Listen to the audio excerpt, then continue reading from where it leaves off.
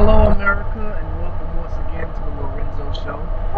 I told you last session that the guest would be actually Aubrey, but due to some rescheduling conflicts and things of that nature, we're going to have to reschedule her for the trip to Woodbridge, Virginia, to Bethel Free next week. So until then, we do still have one special guest, and his name is Anthony Habia, and I tell you, you're going to love this guy. He is awesome. He has like a special dance that he does. I think I've shown you that on one of my other shows. But he's our bass guitar for the Sounds of Liberty, and I'm gonna let him tell you a little bit more about himself. But now let's go there. And here we have Anthony Habia. Say hello to America. You just did. Yeah. So just tell us a little bit about yourself, your profile, your year at Liberty, things of that nature. Well, hello, my name is Anthony Habia. I'm from Miami, Florida. I'm a senior at Liberty right now. I'm going to graduate with a degree in worship and music ministry, and I hope to possibly work as a music minister at church one day. Wherever God may take me, I look forward to that. All right. That's a strong accent you hear. Usually doesn't have it, but sometimes people have those diseases where they kind of like wake up and just start having an accent. My country is very strong in my soul. I mean, I just say a very strong passion for my people. Right. He is Cuban, so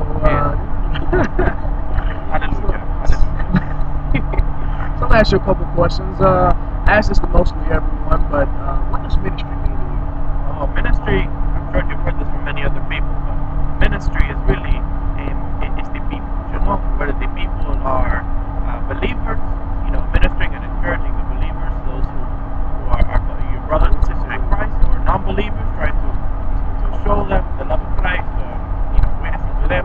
It's all about the people. There's many different mediums. You can use music, drama. You do what you want. Right. Yeah, it's all about the people. That's what Christ was concerned about, and that's everything else is secondary, and that's the way I look at ministry. It's 100%. People. Absolutely.